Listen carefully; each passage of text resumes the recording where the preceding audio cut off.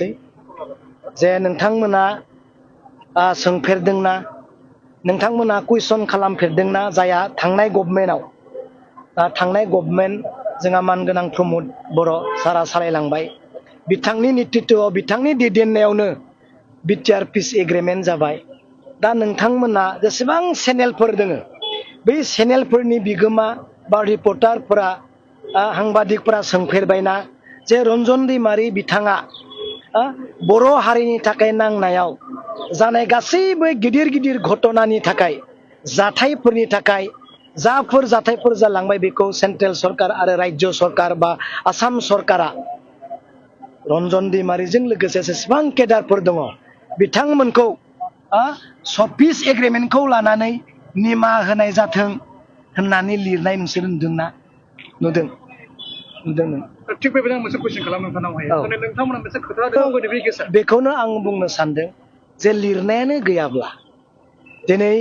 बेल्टि सुक्ति जालांबाय नङा होमबा बेल्टि एग्रिमेन्ट जालांबाय जायफोर दायनिगिरिफोर दङ बेखौ आयेननि जेरै निमाहा होनांगौ होननानै लिरनाय जादों रन्जन दैमारिखौ मानो लिरनो हायाखैसै मा उसुबिदा सोर लिरहोआसै मानो थाखाय लिरनो हायाखैसै दे बे इन्डियानि गेजेराव बे भारतबर्षआव बा जोंनि आसामनि गेजेराव बे बिटिसिआव जानाय जेसेबां घटना गिदिर गिदिर जाथायफोर जादोंमोन बेखौ बे पिस एग्रिमेन्टनि गेजेरजों जेसेबां एक्स-एनडिपिफोर दङ चेयारमेनफोर दङ बिथांमोननि दायखौ आसाम सरकार आरो राज्य सरकार निमाहा होनांगौ होननानै मानो लिरनो हायाखैसै नङा होमबा मालाबा दुलाराय बर' प्रेस आफादनि दैदेनगिरिफोरखौ सोंफेरदोंना सोंफेराखै मानो लिरनो हायाखैसै लिरनोनो हायाखैसैब्ला आयेना बोरै निमाहा होनो नङा होमबा आयेना माबोरै निमाहा होनो जायनि थाखाय दिनै रन्जन दैमारि बिथाङा बे फंसे लिरनाय गैयिनि थाखायनो दासिमबो जोबथेसालियाव दङ माब्ला बिथांनि पिरियडआ जोबगोन बेखौ जों बुंनो हाया अब्ला दिनै लिरनाय गैयिनि थाखाय जुदि थादोंब्ला आरो एकर्डनि गेजेरजोंनो एग्रिमेन्टनि गेजेरजोंनो प्रमद बर' बिथाङा दुलाराय बर' फरायसा आफादा दिनै रन्जन दैमारिखौ सख'नो हायाखैसैब्ला दिनै आरो बिनि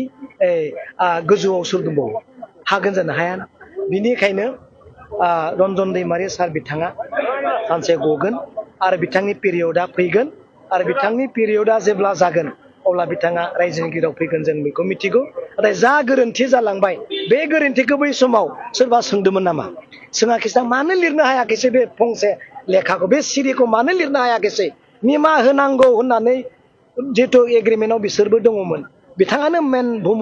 भूमिका लादोंमोन ड्राफ्टिंखौ सोर खालामदोंमोन बे ड्राफ्टिंआव थालांनायनि थाखायनोथ' दिनै भुक्तभोगि रन्जन दैमारि बिथाङा जानो गोनां जादों नङा होमबा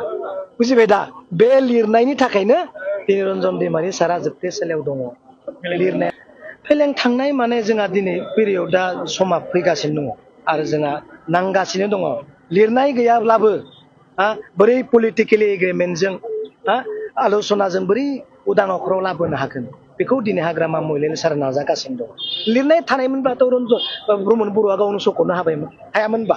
गावनो गबोबायमोन बियो लिरनायजों बे फंसे लिरनाय गैयिनि थाखायनो दिनै बे अबस्था मोनसे कुइसन खालामनो दा बिसोर गोबां इडुकेसन सेक्टरावबो नै जों हाग्रामा महिलारि सारा इयुथफोरखौहाय दिल्लीयाव नै सानसेनि उनाव दिल्लीनि इडुकेसन मिनिस्टार जाय जोंहा इडुकेसन रिलेटिभ दिल्लीयाव जोंखौ थांनो थिनदों जोंहा बिटिसिनि इएमबो निस्सय थागोन आरो आसामनि नेताफ्राबो थागोन बेबायदिनो इयुथनि बेकार जेंनाखौ फोजोबनो थाखाय माबायदि बबे बिथिंजों बबे लामाजों इयुथफोरनि बेकार जेंनाखौ फोजोबनो हागोन बेखौ हाग्रामा महिलारि सारा बयबो इयुथफोरजों सावरायो जोंफोरखौ लेंहरना सावरायो इयुथफोरखौ लेंहरनानै रायज्लायो बबे बिथिंखौ मा लायोब्ला इयुथनि बेकार जेंनाया जोबगोन गासिबो साख्रि मोनजोबगोनबा मोनजोबाना साख्रि मोनि फरायनायाव मोजां नङि इडुकेसन सेक्टराव डेभेलप जानो हायि व्यक्तियाबो जे नोङो संस्थापन मोननांगौ थांना थानांगौ बेखौबो दिनै नायदों बेनिखायनो नोंथांमोना नुलांगोन आरो जोंहा नै 2 लाखनि जिथु राननाय बेबो नेक्स्टआव जागोन बोसोराव खनसे जाखांबाय आरो नेक्स्ट इयाराव जागोन बिदिनो जालांबाय थागोन